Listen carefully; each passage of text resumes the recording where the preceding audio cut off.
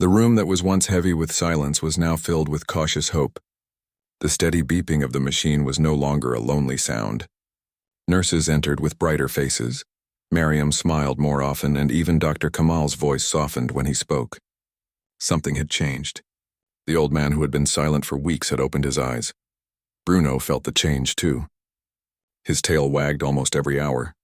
He no longer sat stiff and worried. Instead, he moved around the bed, licking Rafiq's hands, nudging his arms, and sometimes laying his head gently on his chest. Bruno was not only a guard now, he was a messenger of hope. Rafiq's eyes were still weak and slow to open, but each day they grew clearer. One morning, when Mariam entered the room, her father's gaze followed her for the first time. She froze for a moment, then ran to his side. "Baba, you see me. Can you hear me?"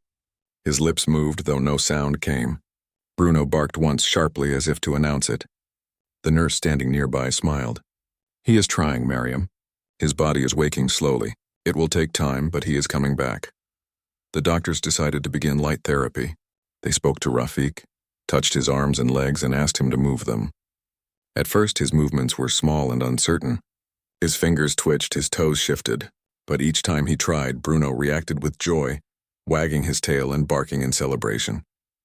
The staff began to laugh softly, saying, "This dog is his personal cheerleader." One evening, when the room was quiet, Mariam sat holding her father's hand. She spoke of old times again. "Do you remember, Baba, when Bruno was a puppy? He chewed your shoes and you pretended to be angry, but you could not stop smiling. You said he was a gift from above." A faint sound escaped Rafiq's throat. It was rough and broken, but it was a sound. Bruno jumped at once, barking loudly, tail thumping against the bed. Mariam's eyes filled with tears. She leaned close. "Say it again, Baba, please." Slowly, painfully, a single word came out. "Yes." Mariam covered her mouth with her hand, unable to believe it. She called the nurse, and soon the room was filled with people. They all heard it too. It was not just a reflex. It was a word. The news spread quickly. Some called it a miracle. Others called it the power of love. But everyone agreed on one thing. Bruno had known from the beginning. Days turned into weeks. Therapy continued.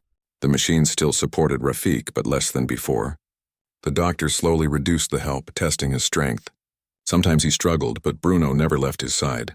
Whenever his master grew tired, Bruno placed his head on his chest or licked his hand, giving silent encouragement. One afternoon, Dr. Kamal came with his usual serious face, but this time his tone was different. "Rafiq, can you squeeze my hand?" he asked. The old man slowly lifted his weak arm and closed his hand around the doctor's fingers. The grip was not strong, but it was real. Dr. Kamal looked at Mariam and gave a small smile. "He is responding well. The mind is clear. The body will need time, but he is fighting." Bruno barked happily, circling the bed. For the first time, Dr. Kamal bent down and patted the dog's head. "You were right, Bruno. You saw what none of us did." The bond between dog and master grew stronger with each passing day. One night, while Mariam dozed off in a chair, Rafiq managed to raise his weak hand and place it gently on Bruno's head. Bruno froze for a moment, then wagged his tail so hard it shook his body. He licked Rafiq's fingers, and a faint smile appeared on the old man's lips. The journey was not easy. Some days were better than others. On certain mornings, Rafiq struggled to stay awake, and his strength seemed to vanish. Mariam worried during those times, but Bruno never gave up. He would sit upright, watching carefully, refusing to let doubt return. His steady presence reminded everyone that healing was not measured in hours, but in hope and persistence. One day, the staff decided to test Rafiq's voice again. A speech therapist came with soft exercises. She asked him to repeat simple sounds. At first, his voice cracked and the words were unclear, but Bruno barked each time as if cheering him on. Slowly, the sounds turned into words. The first word he spoke clearly was Bruno. The entire room went silent. Mariam's eyes filled with tears. The nurse covered her mouth in surprise, and the therapist smiled wide. The dog jumped onto the bed, tail wagging, licking the old man's face as if he understood every letter. From that day, everyone said that Bruno was not just a pet, but a healer. His loyalty had kept his master alive when everyone else was ready to give up. Weeks later, the doctors finally said something Mariam had longed to hear. "We believe he can be moved off full support. His body is ready to try breathing on its own. We will still watch carefully, but he is strong enough now." The machines were adjusted. The steady beeping that had filled the room for so long began to slow. The staff watched carefully. For a few moments the air was tense. Mariam held her breath. Bruno stood on his feet, ears forward, eyes locked on Rafiq's chest. Then, slowly but surely, the old man took a breath on his own. It was weak, but it was real. Another breath followed, then another. Bruno barked loudly in triumph. Mariam cried and hugged the dog. Dr. Kamal nodded with a look of respect. This is remarkable. He is breathing by himself. He is not out of danger, but he is winning. The hospital staff, who once doubted, now came to see the man and his dog. They smiled and spoke kindly to Bruno, offering him food and water, calling him the miracle dog. Children of patients came to peek into the room, pointing at the loyal dog who had saved his master's life. But for Bruno, none of that mattered. He did not care about titles or stories. He only cared that his master's eyes now opened each morning, that his weak hand stroked his fur, and that his voice whispered his name. One quiet evening, Mariam sat with her father and the dog. The machines were still there, but their sounds were softer now.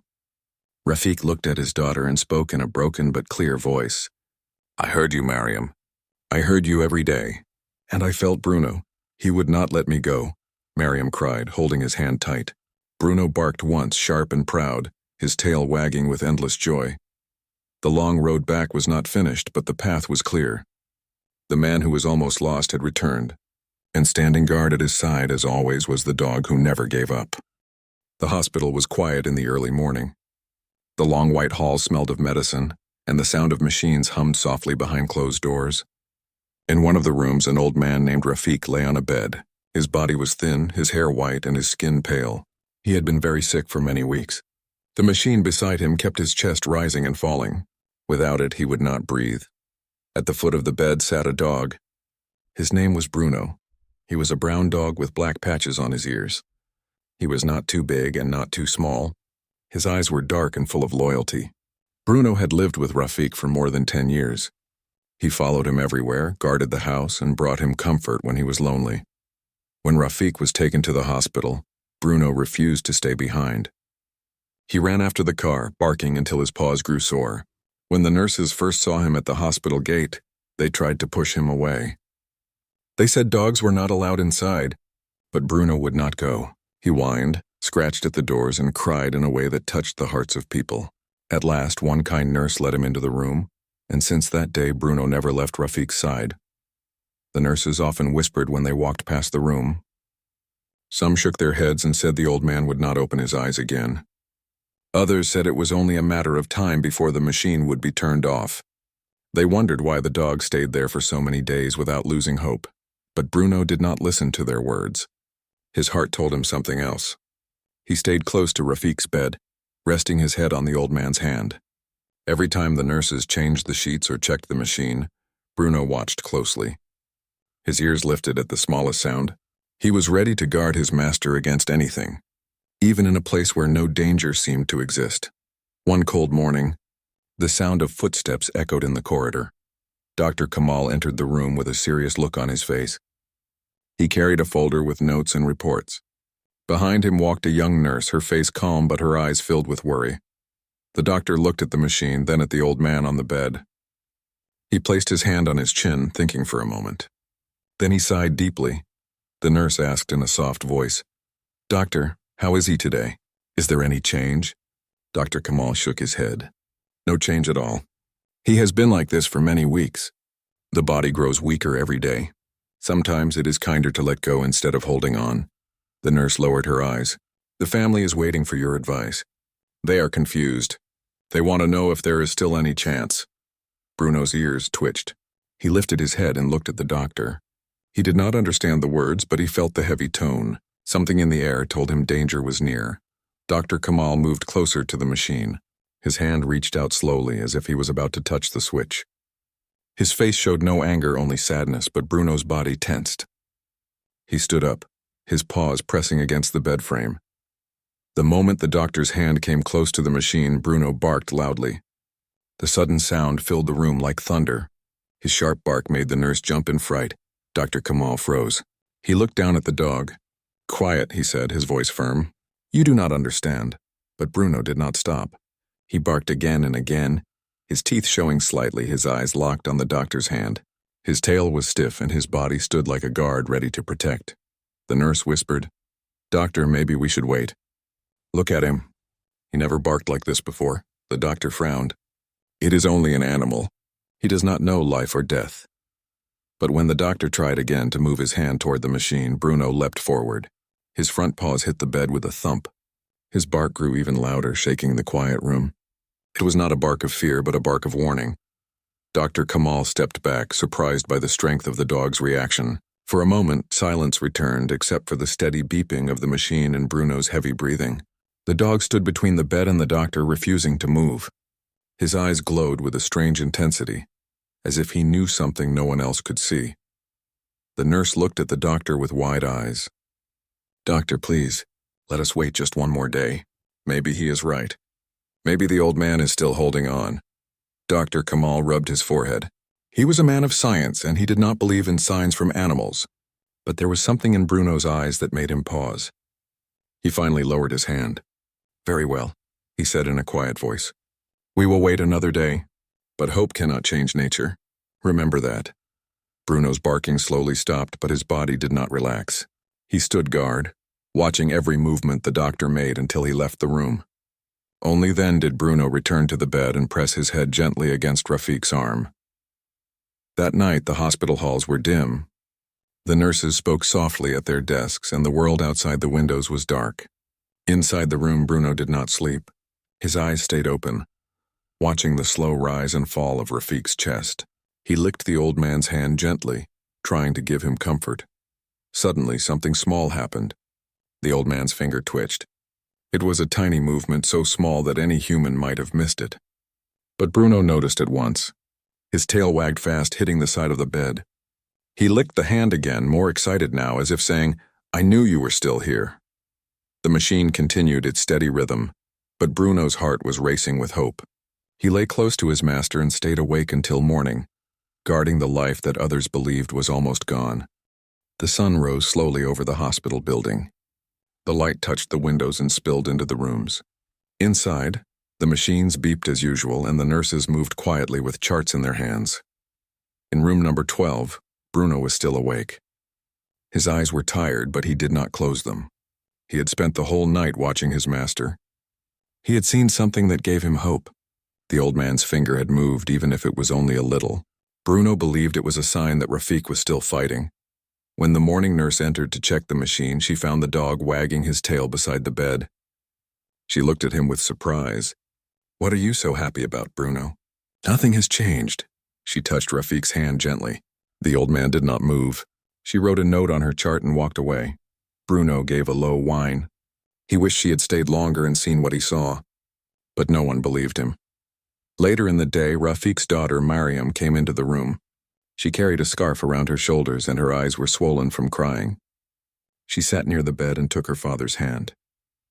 "Baba," she whispered, "please wake up. We need you. Everyone says it is hopeless, but I cannot let you go." Bruno walked closer and placed his head on Mariam's knee. She stroked his fur and smiled weakly. "You still believe, don't you, Bruno? You don't give up. Maybe you know something I don't." Bruno licked her hand and then looked at Rafiq. His ears lifted again. He could feel something strange, like a tiny spark of life still moving inside the man he loved. That evening, Dr. Kamal returned. His steps were firm and his face showed deep lines of thought. He had spent the day reading Rafiq's reports. He believed the old man would not recover, but he remembered the dog's barking from the day before. He still could not explain why the animal had reacted so strongly.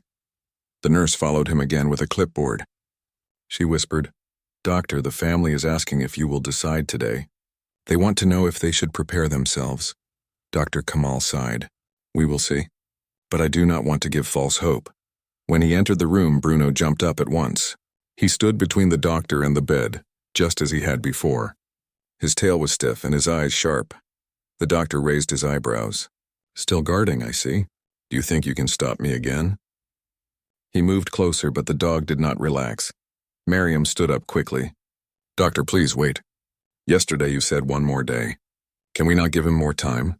Look at Bruno, he never leaves my father's side. Maybe he feels something we cannot."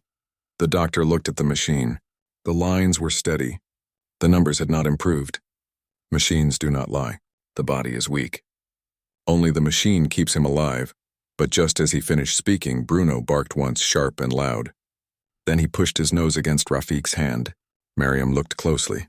For a second, she thought she saw the fingers move again. Her heart jumped. "Doctor, look!" His hand moved. The doctor leaned in and studied the hand carefully. He touched it and waited. But the hand was still again. It may only be a muscle twitch. The brain sends signals even when there is no true recovery. Mariam shook her head. No, it was real. Bruno noticed it too. "Please give him more time." The nurse looked uneasy. She whispered, "Doctor, I also think it is better to wait. We lose nothing by waiting another night." Dr. Kamal pressed his lips together. He did not want to argue, but his mind told him there was no chance. Still, he remembered the strong bark of the dog yesterday. Something inside him told him not to act yet. He finally nodded. "One more night. But I cannot promise anything more." Bruno wagged his tail, his eyes bright with relief. He went back to sit near the bed, resting his head on Rafik's arm again. He licked the skin gently, as if encouraging his master to fight harder. That night, something happened again. The room was silent except for the steady beeping of the machine. Bruno stayed awake as usual. He watched every breath, every small twitch. At midnight, he saw it again. This time, it was not only the finger. Rafik's lips moved slightly as if trying to form a word. No sound came out, but the movement was clear. Bruno's ears shot up. He gave a soft whine and wagged his tail. The old man's eyes did not open, but his lips moved again. Bruno licked his face quickly, his excitement growing. He barked once, but softly, as if trying not to scare him. In the hall, the night nurse heard the bark and came rushing in. "What is it, Bruno?" Why are you barking now? She looked at the bed. At first, she saw nothing. Then she leaned closer. Her eyes widened when she noticed the lips moving faintly. She gasped. "Oh my goodness. He is trying to speak." She quickly called another nurse. Soon, 2 staff members stood by the bed, watching closely. One of them wrote down the observation. Patient showed slight lip movement, possible attempt to speak. Bruno wagged his tail proudly. He looked from the nurses to Rafik as if telling them, "I told you he is still here." The next morning, Dr. Kamal entered again. The nurse handed him the report. He read it with raised eyebrows. "Attempted movement of lips during night shift," he read aloud. He looked at Bruno, who was staring at him with steady eyes. Mariam entered soon after and rushed to her father's side. She kissed his forehead and whispered, "Baba, we are waiting for you. Please come back to us." Bruno barked once, short and clear, as if agreeing with her. The doctor sighed. He still did not fully believe, but he could no longer deny what was written in the report. "Very well. We continue the support. We will give him more days. But do not build your hopes too high. These things can change quickly." Bruno wagged his tail again. For him, hope was not a question. It was a truth. He felt in his heart that Rafik was still fighting. The small signs were enough for him. He would stay in guard no matter how long it took. That night, as the hospital grew quiet again, Bruno curled close to the old man. He felt the faint warmth of life still present. He knew that something important was about to happen, something no one else could yet see. The days in the hospital seemed long and heavy. The same sounds repeated every hour, the beeping of machines, the soft footsteps of nurses, and the whisper of voices in the hallway.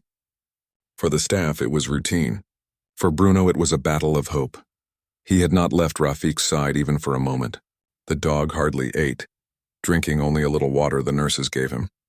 His eyes stayed fixed on the old man, and his ears reacted to every sound. Bruno was waiting for something greater, something he believed would come. Mariam came every day to sit with her father. She held his hand and read prayers under her breath.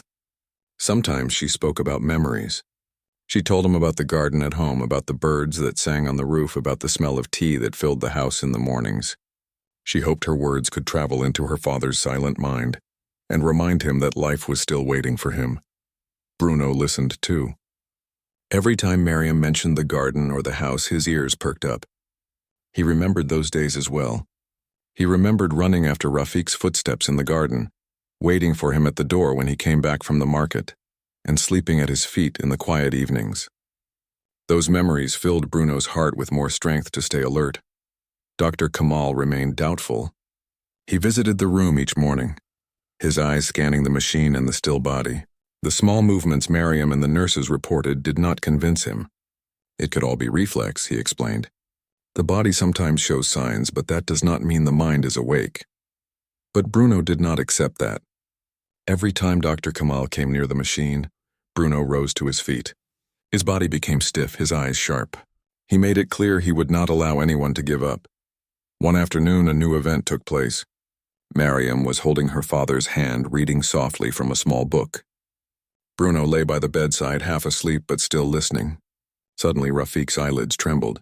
It was only for a second, but Bruno saw it at once. He jumped up and barked loudly. Mariam gasped and dropped the book. She leaned close. "Baba, did you hear me?" "Please open your eyes." Rafiq's eyelids fluttered again. His eyes did not open fully, but the movement was real. Mariam cried out with joy. A nurse rushed in and checked quickly. "Yes, I see it too," she confirmed. She wrote it down in the report. Bruno wagged his tail wildly, running around the bed, barking in excitement. He licked the old man's hand and nose as if trying to wake him more. When Dr. Kamal arrived later, Mariam told him everything. His eyes moved. The nurse saw it too. "You cannot deny it now, doctor." The doctor looked troubled. He checked carefully. He tapped on the eyelid and observed the slight flicker. Finally, he admitted, "This is more than reflex. This may mean his brain is trying to respond." Mariam's eyes filled with hope. "Then he will come back to us." Dr. Kamal raised a hand. "It is still early. He may or may not regain full awareness. But yes, this is a positive sign. We will continue life support," Bruno barked as if in victory. His sharp eyes seemed to say, "I told you he was still here." Over the next few days, the signs grew stronger. Sometimes Rafiq's fingers moved when Mariam spoke. Sometimes his lips formed faint shapes, though no sound came. Each time, Bruno reacted first. His sharp senses caught every tiny change before anyone else noticed.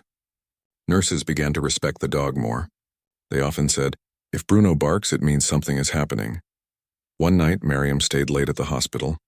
She was tired but refused to leave. She laid her head beside her father's hand and dozed off. Bruno sat by the bed, his eyes half closed. Suddenly, he heard a faint sound.